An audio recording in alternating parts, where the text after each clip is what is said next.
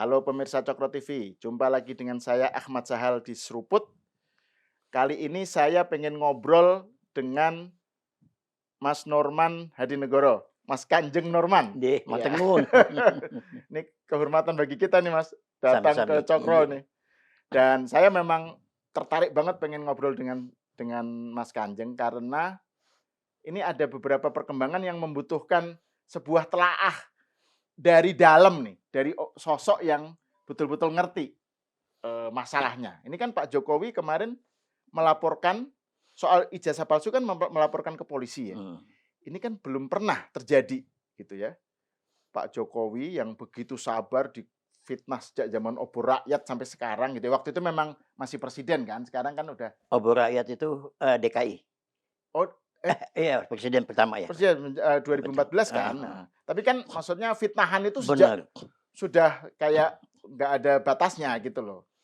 Nah, baru kali ini Pak Jokowi ketika sudah nggak jadi presiden melaporkan, dan kalau nggak salah ada 4 atau 5 kan yang disasar ya, nggak tahu siapa gitu. Nah, Mas Mas Norman ini kan mengikuti pendamping Pak Jokowi sudah sejak menjelang presiden ya. 2012 2012 kan? Oh, waktu DKI ya? DKI. Waktu DKI. Jadi kan pasti tahulah situasi kebatinan Pak Jokowi itu Masih seperti apa. belusukan ke Makanya kampung-kampung. makanya itu perlulah kita lihat bagaimana kasusnya, dan juga kita saya juga membicarakan soal Gibran. Nah, Monggo. ini kan Prabowo, Jokowi, Gibran ini kan satu kesatuan lah gitu ya. Dan Gibran kan, saya kan kemarin nonton podcast Mas Norman di Unpacking itu, Ya. sampai 700.000 ya views-nya ya. Iya. Luar biasa. Kelihatannya nambah terus nih kelihatannya. Iya, karena isunya masih nambah. Isunya nempel soalnya. Tentang tuntutan sejumlah purnawirawan ya, Forum Purnawirawan TNI untuk memakzulkan Gibran kan itu. Jadi saya mau bicarakan dua hal itu, Pak Jokowi dan Gibran. Ya. Kita mulai dari Pak Jokowi dulu. Monggo. Jadi gimana Anda membaca langkah Pak Jokowi nih melaporkan para pemfitnahnya, penuduhnya ke polisi? Iya. Matur nuwun Mas, saya juga terima kasih ya bisa dapat kesempatan tampil di Cokro TV. Oke. Udah lama kita pantau nih Cokro TV. Bener. Saya pikir kapan nih saya bisa di Cokro TV. Iya. Alhamdulillah gayung bersambut. Karena misinya sama ini. Semesta mendukung. Semesta alam mendukung. Alam mendukung. Iya. Jadi kalau kita bicara Pak Jokowi itu memang kita ada pertemuan rutin dengan Bapak Jokowi. Kalau nggak di Solo, ya di Jakarta. Ya khusus relawan-relawan intinya. Nah, relawan-relawan itu yang sudah jadi menteri, yang sudah jadi apa begitu ya kan. Nah, masalah kejadian akhir-akhir ini itu saya menganggap saya berterima kasih sekali ya Pak Jokowi selama 10 tahun dihina, dicaci maki, difitnah. Kita sebagai relawan juga tidak tegel. Kita mau ngomong apa? Yeah. Karena orang yang difitnah juga nggak mau bergerak gitu. Iya. Iya kan? Itu masalahnya kan di situ. Nah, dengan Pak Jokowi kemarin ini datang ke Polda, itu membuka warna baru ya untuk Indonesia. Artinya relawan-relawan ataupun pengikut-pengikut Pak Jokowi ataupun yang mencintai Pak Jokowi itu terbuka, lega hatinya. Ya. Nah, artinya ini akan ada babak baru. Okay. Sebenarnya kasus ini kasus remeh-temeh. Kasus ecek-ecek di mata saya nih.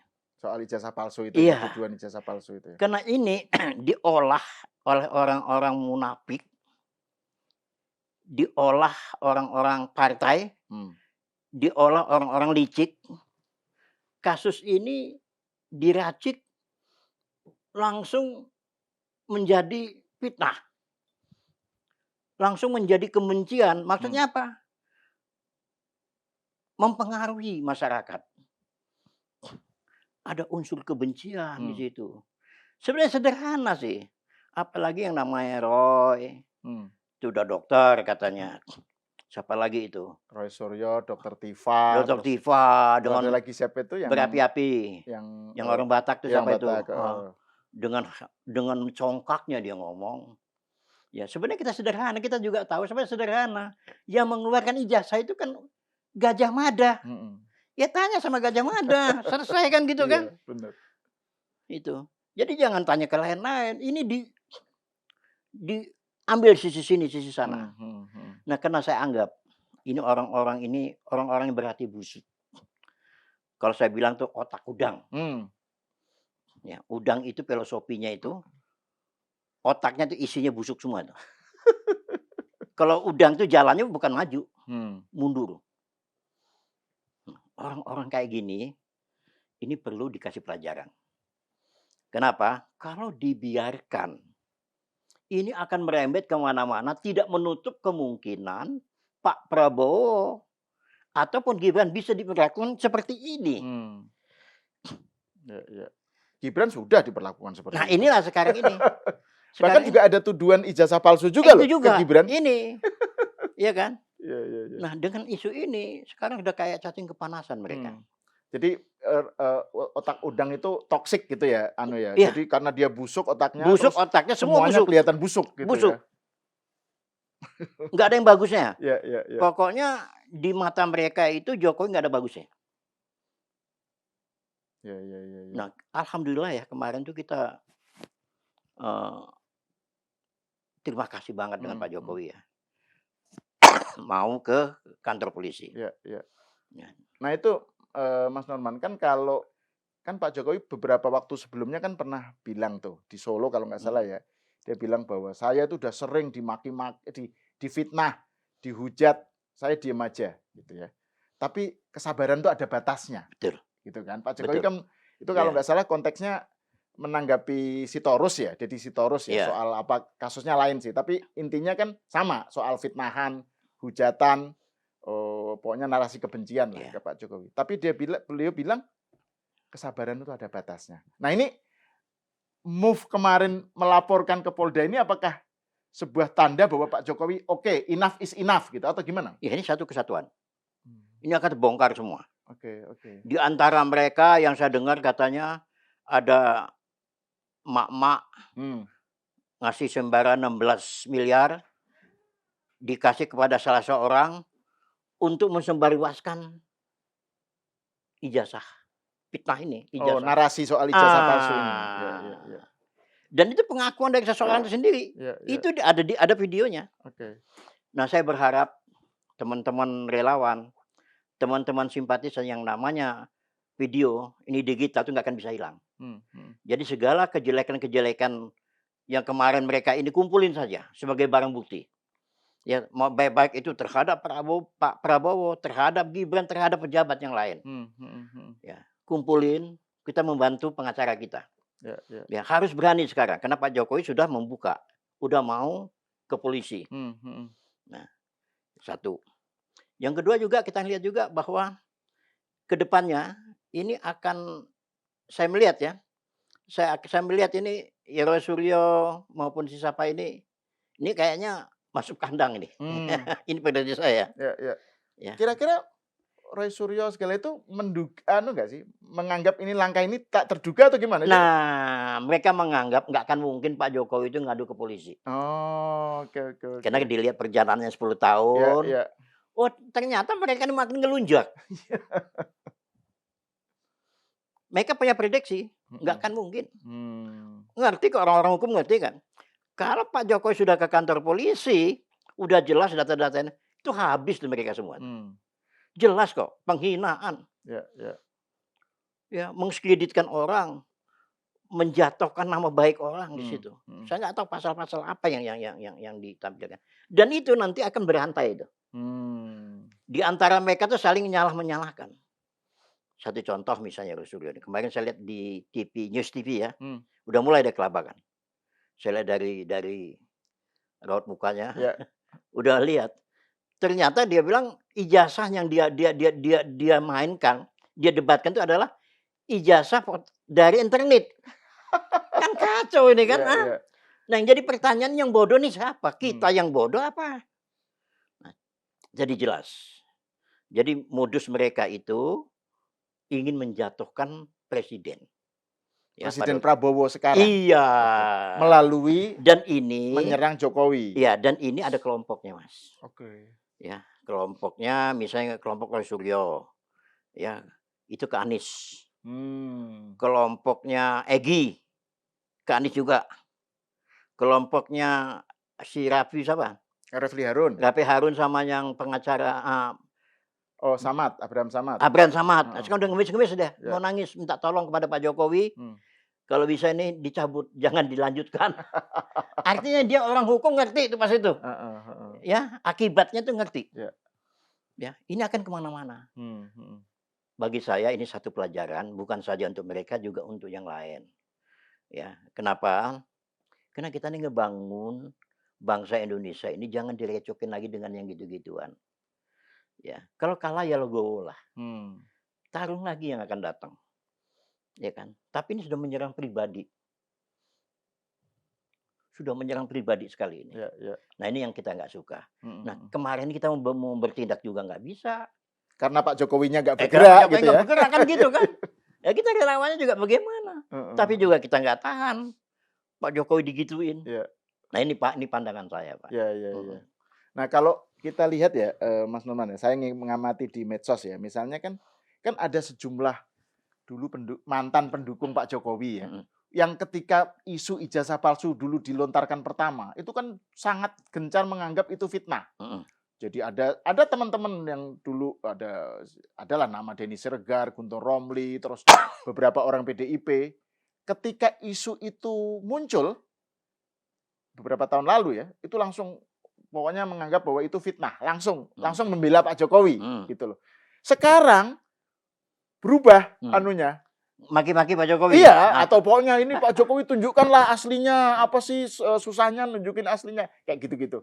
Nah, ini Anda kan juga memantau para pendukung Jokowi sejak dulu ya. Apa yang terjadi? Gimana Anda melihatnya? Ini kan kelompok yang tadinya sangat lover menjadi sangat hater gitu loh. Jadi gini ya, pendukung Pak Jokowi dulu itu ada yang dari partai, Ya. ya kan? Ada yang murni pure-nya Pak Jokowi. Macam saya kan tidak dari partai, pure ke Pak Jokowi. Kalau kayak Guntur, kayak apa itu ketoloncat setahu saya. Ya, pertama dia benci banget tuh sama Prabowo. Ya. Ya kan? Pindah ke PDIP. Ya kan gitu. Ya. Ya, cari panggung lah, mereka ini cari panggung. Ya, jadi wajar bagi saya kalau Pak Jokowi digituin itu wajar. Ya kan? Toh kita juga biasa saja menganggap ini enggak ini. Kayak si siapa Denny Siregar. Sekarang juga saya lihat podcast-nya sudah mulai agak lunak kelihatannya. Apa dia sadar atau enggak saya juga enggak tahu. Mungkin pernah di sini kan dia ya? Oh iya, dia salah satu pendiri Cakra Waduh, TV. sayang ya. Iya. Mudah-mudahan dia insaf bisa kembali lagi ke sini. Ya Bung Iya. Denny. Mudah-mudahan ayo kembali ke sini lah, ya kan? Saya pengagumnya dia. Bung Denny Siregar. Ya. Ya, orasinya juga bagus. Oh ini semenjak dipegang dia lumayan itu. Cokro itu. Iya, bagus, dia sangat ini, kontribusinya bagus di Tiba-tiba Cakra kok melenceng, saya juga bingung kok jadi melenceng gitu ya. Nah itu. Iya. Itu yang saya lihat itu. Nah, kalau tadi kan Mas Norman bilang bahwa ini isu receh ya sebenarnya ya, tapi dimainkan lagi. Ini kenapa ini dimainkan lagi? Apa memang nggak ada bahan untuk nyerang atau apa Bukan. sesuatu yang dibalik ini apa gitu? Isu murahan ini gampang diserap oleh rakyat, oleh Oh, masyarakat. oke. Ya. Iya kan? Walaupun tadinya nggak percaya, kita lama-lama dijejelin terus jadi Jadi percaya. percaya, ya. Ini isu receh nih. Iya. Dan message yang ingin dibangun kan Jokowi pembohong gitu kan. Pembohong. Iya. Ya kan? Nah, makanya kita jangan diajak berpikir logika sama mereka, karena mereka busuk semua. Udah to the point aja ke hukum, itu udah benar itu. Ya. Saya nggak perlu tanggapin lagi yang gitu-gituan apa. Ini pasti mereka cari celah nih. Cari celah, pasti akan demo-demo nih nanti nih. Ini akan rame nih. Oke. Percaya mas saya. Ya. Ya mereka akan siapin pengacara ratusan orang. Itu nanti gitu, kan demo kan? Itu. Karena kan ini memang belum pernah terjadi ya Pak Jokowi sebagai maksudnya kan nggak pernah melaporkan karena beliau sebelumnya presiden kan, tapi sekarang itu pun mereka nggak menyangka gitu kok Pak Jokowi akhirnya mengambil jalur hukum gitu ke polisi gitu. Kalau Pak Jokowi nggak ngelapor, ini mencelakakan semuanya. Mencelakakan Prabowo dan Gibran. Ini akan berefek. Ya, ya. Ya, Jokowi aja nggak bergening kok. Yang kita ketahuan itu kita tahu Pak Jokowi itu punya nyali. Nyalinya nggak kecil itu. Ya. Prepot aja dia sikat kok. Apalagi yang gini-ginian. Itu waktu menghadapi Uni Eropa. Nah, itu yang kasus maksudnya lawannya itu memang yang juga nggak ecek-ecek gitu loh. Ya ini kan remeh-temeh, sabar segala macam, tapi jangan kurang ajar dong. Ya. Pintar mereka, kena relawannya nggak bisa berkutik, ini tergantung Pak Jokowi. Kan gitu. Tapi kalau begitu Pak Jokowi ke polisi ngelapor, selesai itu semua. Habis itu semua. Saya berani taruh-taruhan. Silakan sekarang. Jadi ini babak baru ya. Babak baru dalam permainan catur Pak Jokowi. Mudah-mudahan yang akan datang akan mengurangi yang gitu-gituan. Mudah-mudahan yang akan datang itu Pak Presiden kita Pak Prabowo itu punya aturan. Ya kan. Undang-undang apalah IT yang harus dirombak. Nggak boleh gitulah. Ya, demokrasi tetap jalan. Tapi kalau udah menyerang pribadi orang, menyerang harga diri, sampai yang namanya ini nikah, kartu nikahnya Pak Jokowi diselidiki, kurang ajar gitu kan. Semuanya di ini soal fotonya kok sama gitu kan, antara SMA terus nikah, ijazah foto ijazah S1 gitu. Padahal ternyata yang SMA itu ternyata itu foto alumni. Foto buku alumni. Iya. Jadi ya itu digoreng aja. Jadi ibarat itu ini mainan ibarat mata pisau. Ya, ijazah ini. Jadi kalau ijazah ini dipakai sama orang bagus, orang baik, dia selesaikan ke masyarakat. Karena ini yang mengolahnya ini orang jahat, otak udang, otak busuk. Jadi jahat. Ya kan udah gelap, udah pokoknya rakyat itu bagaimana diciptakan itu supaya benci Jokowi. Yang tadi nggak percaya, lama-lama dijejelin jadi percaya. Itu yang kita lihat, Mas. Tapi juga sebenarnya yang Mas, kalaupun toh dia nyampe ke rakyat tuh rakyat di medsos saja ya, Mas ya. Kalau di akar rumput nyampe juga, Mas. Nyampe ya? Nyampe. Nyampe. Ya kan? Iya. Tapi bagaimanapun juga rakyat mencintai Pak Jokowi. Iya. Nggak dibuat-buat, bisa dilihat lah. Pak Jokowi udah nggak jadi presiden lagi, dilihat di rumahnya. Ya. Nah, artinya yang ini nih semua mendukung. Rakyat mendukung Pak Jokowi, sangat mendukung, sangat berharap ini ada penyelesaiannya. Ya, penyelesaiannya secara hukum. Ini negara hukum. Ya. Saya yakin Roy Suryo ini yang ada teman saya ngontak Suryo, dilulit nomor teleponnya, ngontak lagi satunya lagi, begitu juga di luar jangkauan. Artinya ini mereka sudah ketakutan ini kelihatannya. Ini udah mulai ketakutan. Oh, terus kemudian nanti ini kalau sudah begini narasinya dizolimi. Itu jadi, pasti. Jadi dijolimin. Apalah pokoknya. Jadi kalau Pak Jokowi ngelaporin, kalau nggak ngelaporin, mereka bilang, wah itu kan berarti takut kan tuduhan itu benar. Kalau dilaporin, kami dizolimi. Nah, iya. Jadi apa yang dilakukan Pak Jokowi salah aja. Salah aja. Ya, apa yang dilakukan Pak Jokowi itu salah di mata mereka. Silakan mau ngomong dijolimin di apa. Nah, itu yang saya lihat. Ya. Nah, terus kalau tadi kan Kanjeng Norman bilang bahwa ini merembetnya itu kan ke Pak Prabowo. Dan ini kan selain soal ijazah palsu ya, kegaduhan tentang ijazah palsu kan ada soal Gibran. Ya. Soal bahwa Gibran sejak awal lah Gibran dipersepsikan inkompeten lah, nggak becus, anak kemarin sore macam-macam. Terus terakhir Forum Purnawirawan TNI itu yang minta supaya Gibran dimajukan karena khawatir Pak Sutioso yang bilang bahwa nanti kalau Pak Prabowo berhalangan tetap atau gimana gitu nanti Gibran yang naik Ya. gitu. Jadi ada semacam kekhawatiran itu yang mendorong mereka. Nah, gimana Mas Norman melihat itu soal rangkaian serangan terhadap Gibran yang bersamaan dengan serangan terhadap Jokowi ini gitu. Ya. Jadi kelompok-kelompok Munawirawan ini kan tidak banyak orangnya. Karena kelompok ini sudah kena virus itu masalahnya. Tidak pure untuk bangsa dan negara. Mereka di kelompoknya Anies. Iya. Memang ada videonya itu.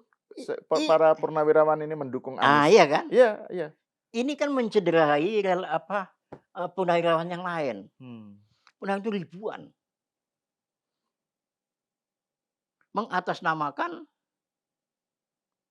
kelompok purnawirawan ini mengatasnamakan bangsa.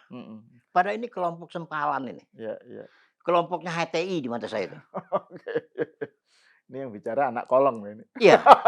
Kelompok aki-aki.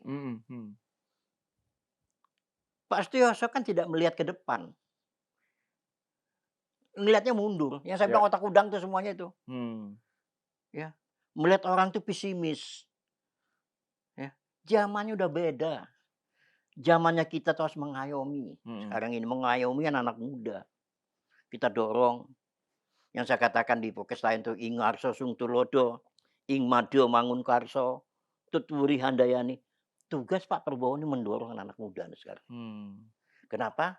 Kita akan memasuki bonus demografi ya. Jadi wajar ya kalau Purnawirawan ini, kenapa? Karena kita lihat juga orang-orang yang ada di situ seperti kayak Fahrul Roji. Waktu di zamannya Pak Orde Baru kan Fahrul Roji yang nyompotin jenderalnya Pak Prabowo. Wiranto. Ya kan sejarah nggak bisa dibohongin itu. Ya. Terus dia kan pernah jadi Menteri Agama, terus dicopot oleh Pak Jokowi, terus. Ya kena perko HTI tadi ini. Perko Wahabi. Perko Wahabi ini orang ini. Saya dekat kok, saya kenal baik saya. Nah artinya nggak bisa bawa diri lah dia. Nah ini dia mau coba-coba. Mau memisahkan antara Pak Prabowo dengan Gibran. Nah dia coba itu dulu. Ya kan. Dan ini akan demo-demo lagi nih. Pasti mereka demo-demo. Dan jangan lupa, mereka ini pun juga bawa misi. Misi kepentingan-kepentingan luar. Kepentingan-kepentingan negara asing. Demo dananya dari mana, Mas? Nah, kita lihat aja dulu sekarang ini masalah ijazah palsu nih. Ini demo-demo nanti. Saya yakin. Dari mana itu?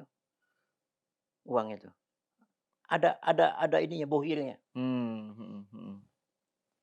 Jadi itu memang satu dengan yang lain saling terkait gitu ya.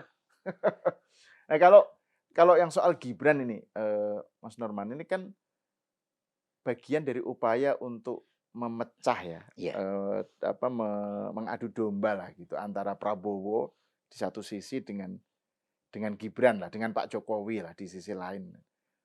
Dan ini kan nggak sekali ini kan, sebelumnya kan udah berkali-kali ya. gitu ya. Nah, Dan menurut jenengan gimana itu? Ya Pak Prabowo udah bilang Gibran itu saya yang minta. Berkali-kali. Ya. Dan Gibran itu dilirik juga sama orang PDIP. Iya. Dilirik juga sama Anies. Iya, betul. Ada beritanya kan itu waktu itu. Waktu dia suruh cari wakil Musafa gitu kan. Iya. Sebelum dapat Muhaimin kan dia pepet tuh Gibran. Karena waktu itu semua pada ngitung bahwa elektoralnya mengangkat kalau Gibran yang jadi capresnya gitu ya. Harumnya Gibran ini dia masih wali kota. Wali kota dia pegang hebat itu, Solo. Dilirik dong, ini anak muda. Dilirik. Nah Pak Prabowo tuh andalannya apa? Oh ternyata anak muda ini yang milih, yang akan datang itu sekian persen. Dia pegang itu. Gibran. Ternyata anak muda ke Gibran semua. Ya. Dan memang kalau kita lihat perkembangan saat itu ya kan memang yang menyodorkan Gibran justru partai-partai kan, partai-partai Kim. Ya kan, Ya, partai-partai Kim malah justru para ketua partainya minta supaya Gibran aja yang dicalonkan betul kan? sebagai cawapres gitu Iya, kan. kan tidak ada yang komplain kan? Iya, iya, iya. Dan siapa yang bilang ya? Ada yang bilang bahwa kalau memang mau betul-betul anti Gibran sebagai wapres ya, sebagai cawapres, kan harusnya boikot pemilu 01 dan 03. Kalau memang nggak setuju Gibran atau Gibran dianggap cacat hukum, kan harusnya boikot Iya, pemilu. kan sudah. Tapi kan kalah. Kalah ya. Kan sudah ke MK kemana kan sudah Mm, kalah. Apalagi PDIP kan nafsu banget, ya kan? ya, ya. Kalah juga.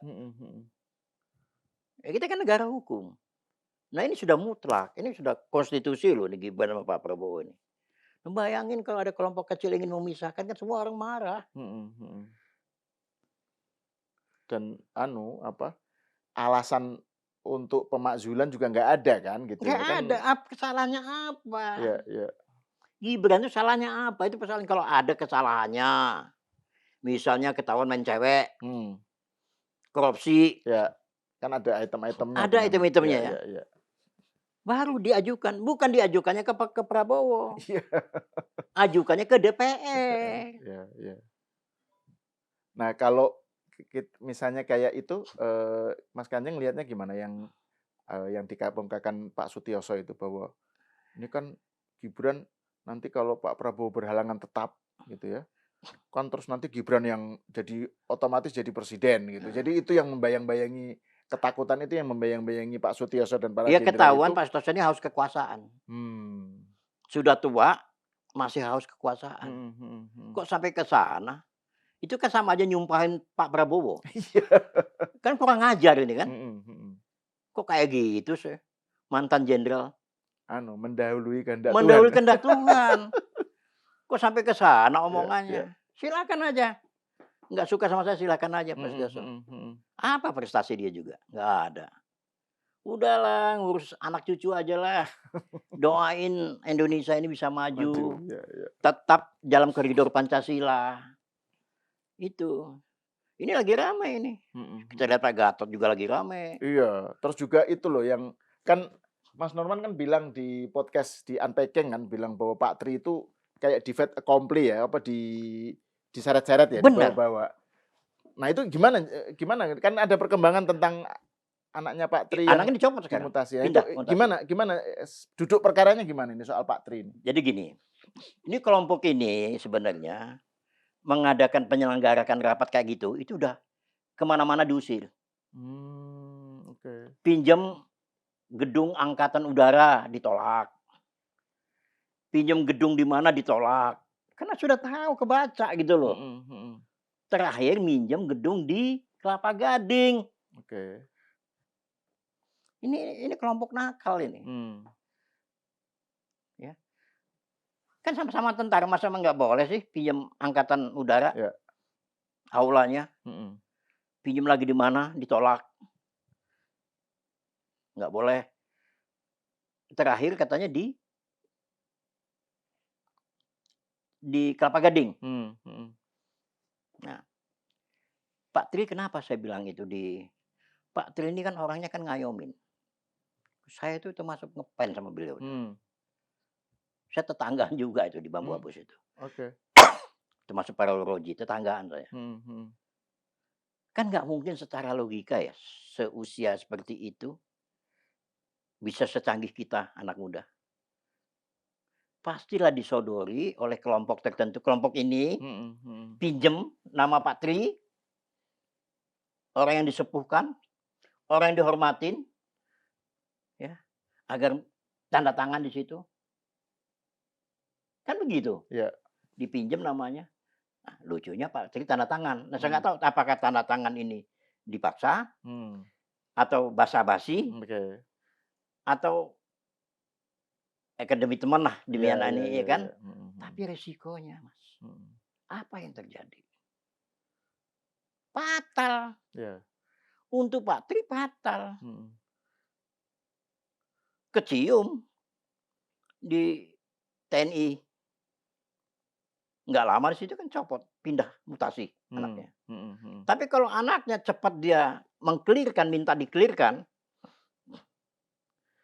bahwa bapak saya ini nggak benar, udah sepuh, ya, dia tanda tangan itu mungkin ya apa, terpaksa, mungkin Hmm. akan jadi lain. Hmm. Tapi tidak ada gerakan dari keluarganya. Iya, iya, iya. Nah itu, Padahal Pak Tri dulu waktu sakit kan Pak Jokowi jenguk gitu ya ya. itulah. Pak Jokowi waktu itu masih jadi presiden ya. Iya, Terus artinya kan hubungan Pak Jokowi dengan Pak bukan Tri kan baik gitu sebenarnya. bukan Pak Jokowi, Pak Pak Prabowo Prabowo. sangat Iya, iya, iya. hormat banget sama Pak Tri itu.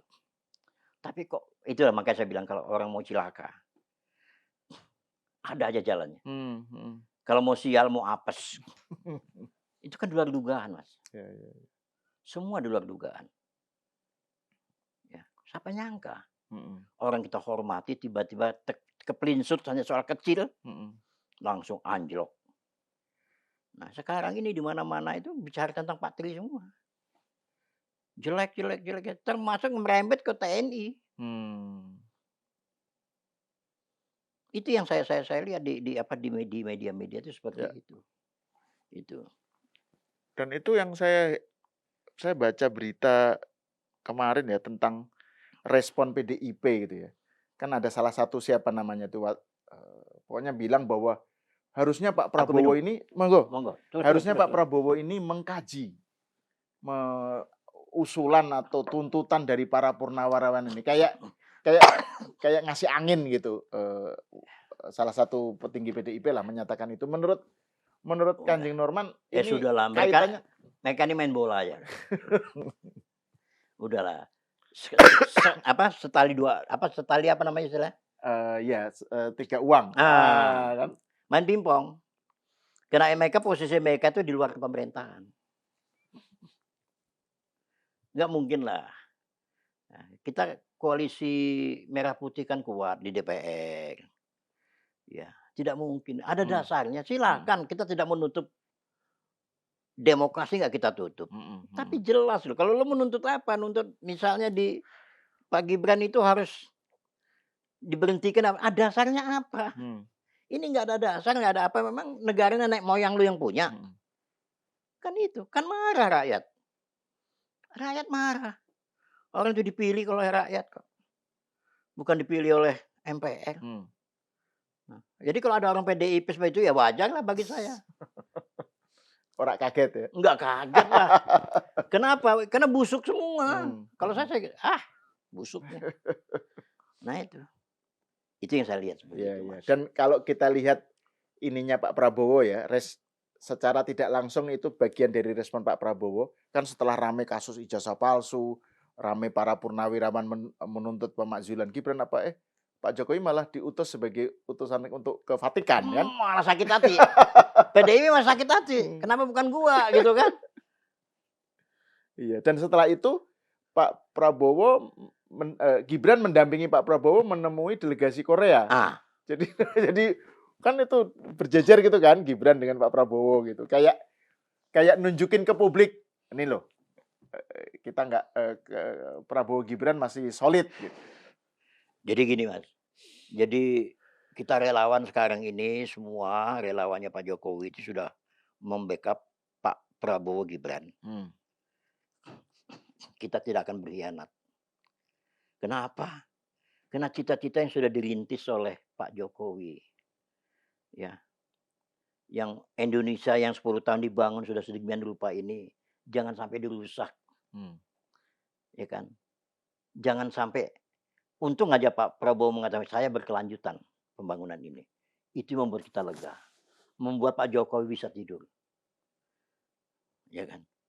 Bukan masalahnya wakil presidennya itu si Gibran, bukan itu masalahnya. Ya, tapi yang jelas bahwa ini berkelanjutan. Makanya kita selalu akan dorong. Kita akan di belakangnya terus. Nah, itu yang sekarang ini kami lakukan. Nah, jadi sekarang ini kalau seandainya dalam minggu-minggu ini pasti ada sesuatu kejadian. Sebagai perkembangan lanjut dari ini ya. Yang saya anggap sebagai sesuatu yang spesial yaitu Pak Jokowi datang ke Polda itu yang Maksudnya itu kan move yang wah tadinya selalu tidak bergerak sekarang bergerak dan ofensif gitu kan. Sederhana, Mhm, ya kan mhm. pokoknya sederhana kan? Ya. Nah kalau, Mas Norman melihat misalnya kayak kemarin Heeh. Pak Prabowo menyatakan di Hari Buruh kan soal Sampai buka baju, iya. begitu deketnya, oh luar biasa itu. Nah itu kan terus kemudian ada itu loh, soal undang-undang perampasan, undang-undang perampasan aset gitu Ah, misalnya kan. Itu kan cita-cita yang memang juga dari awal ditegaskan oleh Pak Jokowi kan betul, gitu ya. Itu kan bagian dari kelanjutan ya. Itu Anda kelanjutan, melihatnya gimana berkelanjutan. itu ininya? Lama-lama aja, jadi kita udah kelihatan ya, jadi di zamannya Pak Prabowo sekarang udah kelihatan. Satu, prinsip pertama adalah kita, eee, swasembada pangan mulai terwujud. Nggak sampai setahun sudah bisa nih, ketahanan pangan ini. Hmm, Bahkan bisa juga jual ke luar negeri. Ini kehebatan Prabowo. Yang kedua juga masalah korupsi itu juga hmm, harus digencar. Korupsi harus terus. mhm, mhm. Terus tenaga kerja. Oke. Jadi pembangunan sekarang ini yang dilaksanakan harus bisa menyerap tenaga kerja sebanyak-banyaknya.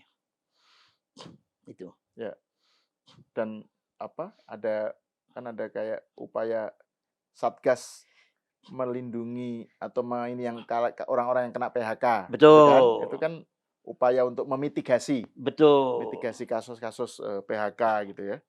Itu bagian dari upaya keseriusan Pak Prabowo gitu ya. Tinggal sekarang ini para pembantu-pembantunya itu harus memahami benar apa yang diinginkan, yang diharapkan oleh Pak Presiden Prabowo. Hmm, Karena Presiden Prabowo ini kan orangnya ideologis, orangnya kan merah putih, hmm, ya. Dia dekat dengan rakyat itu. ya, ya. Jadi pahamin dulu. Kalau kita paham tuh ngelangkah juga enak. Hmm, Apa hmm. yang kita lakukan juga aman itu. Iya, iya, iya. Contoh misalnya Menteri Pertanian, Hmm, luar biasa dia. hmm. Dihabisin tuh semua yang korup-korup di apa, di pertanian, Hmm, hmm, yang hmm. korupsi-korupsi itu, Ya, ya. luar biasa. Dan banyak lagi, gitu. Nah, menurut Mas Norman, timnya Pak Prabowo ini seberapa jauh bisa menyerap atau memahami filosofi dan ideologinya Pak Prabowo? Ibaratnya ginilah, katakan aja misalnya Pak Prabowo itu sebagai coach ya, pelatih sepak bola gitu kan, punya strateginya itu tiki taka misalnya.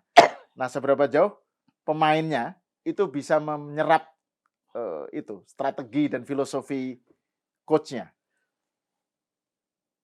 Saya lihat jadi gini ya, Setelah 6 bulan ini loh, 6 bulan, 7 bulan ini, Anda saya rasa ngelihatnya gimana? setahun ini bisa bisa bisa menyesuaikan diri itu udah langsung. Hmm, hmm, Kalau hmm. sekarang masih belum. Masih Oke, oke, oke. cari celah semua, Mhm, cari panggung. mhm, mhm.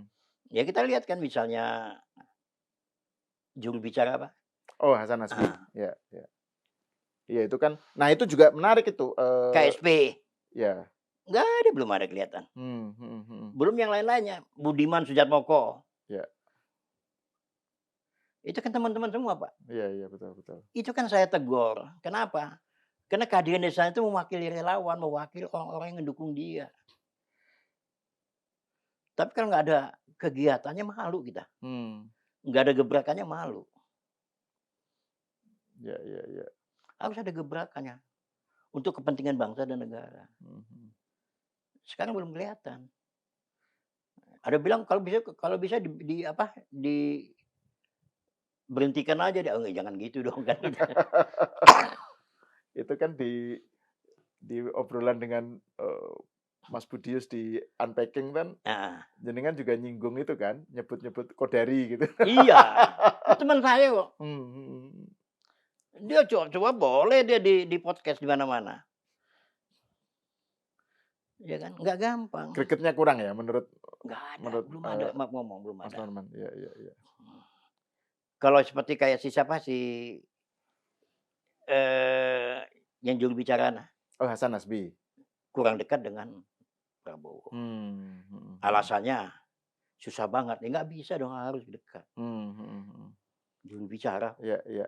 Tapi kan gini, terkait dengan timnya Pak Prabowo ini kan juga selain soal tadi pentingnya mereka memahami filosofi dan ideologi Pak Prabowo ya, ibarat pemain sepak bola itu harus Betul. paham Tim yang kuat. filosofi, iya filosofi pelatihnya gitu Iya. kan, manajernya lah.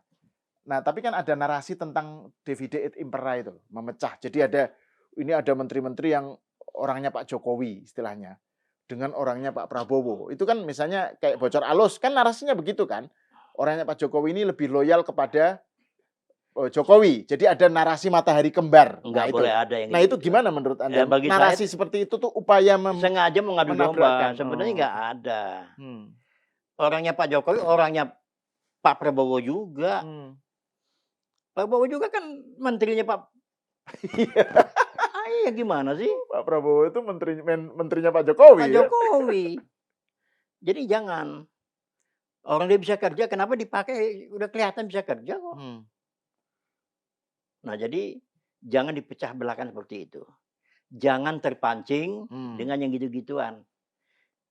Fokus aja. Ya, dan Pak Prabowo juga menurut Anda nggak bakal terpancing ya? Nggak. Sejauh ini nggak ya? Nggak. Saya yakin. Nah itu. Tinggal bagaimana kekompakan, bagaimana kita membangun bangsa ini, karena negara kita negara gotong royong, rasa kebersamaan, smart, apalagi ini di era global ini kita banyak tantangan. Ya, yang ngincar kita juga banyak. Ya, kita tata dulu ekonomi kita tata dulu rakyat kita tidak lapar. Itu kan konsep Pak Prabowo. Jangan lapar rakyat kita. Ya. Jadi kalau lapar, krisis kayak apapun juga pasti akan anjlok.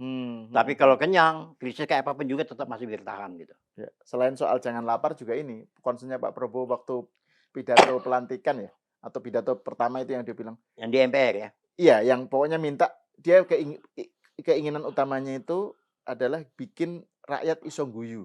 Betul. Nah, pakai bahasa guyu benar, itu benar, ya kan? Benar. Jadi rakyat yang tersenyum gitu. Benar. Jadi rakyat yang puas lah gitu ya. Betul. Jadi itu sesuatu yang menjadi obsesinya Pak Prabowo gitu. Nah tapi kalau misalnya sekarang ini Mas Norman, ini kan tantangannya lebih berat ya dari segi geopolitik, dari segi maksudnya tantangan globalnya ya. Nah dengan situasi yang seperti itu, gimana Anda melihat pasangan Prabowo Gibran ini? Karena kan masalah-masalahnya bukan hanya dari faktor internal, domestik maksudnya, bukan hanya domestik, tapi kan global kan. Nah, gimana menurut Anda itu? Misalnya contohnya yang kemarin lah, ada kekuatan Cina dan Amerika kan, saling berhadapan-hadapan gitu. Nah, Indonesia ini seberapa siap mengantisipasi yang kayak gitu-gitu di bawah kepemimpinan Prabowo Gibran? Saya rasa Pak Prabowo itu lebih siap ya. Ini kan politik luar negeri. Ya. Nah, politik luar negeri kita ini kan bebas aktif. Ya, artinya kita juga jangan juga terjerumus dengan kepentingan perang antara ERC dengan Amerika, persaingan segala macam. Kita enjoy aja. Ya, saya yakin Pak Prabowo bisa mengatasi gitu-gituan. Ya kan, apalagi dia latar belakangnya dari militer. Ya, jadi politik luar negeri juga kental. Saya yakin, saya percaya banget dia bisa atasi. Ya kan.